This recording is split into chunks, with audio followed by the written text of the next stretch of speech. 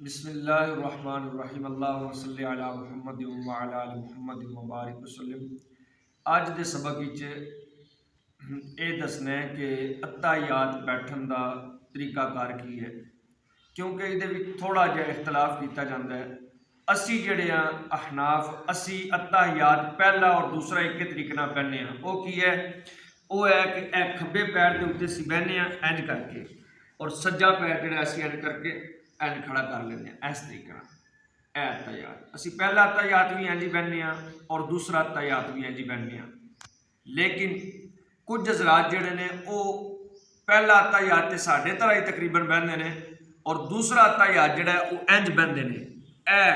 खब्बा पैर थल्लों इधर कढ़ लेंदे ने ते जिहड़ा सज्जा पैर है वो या खड़ा कर लेंदे या इस तरीके कर लेंदे, यानी पिठ के उत्ते बवन दे ते पैर जिहड़े ने वो साइड ते कर लें इस तरीके।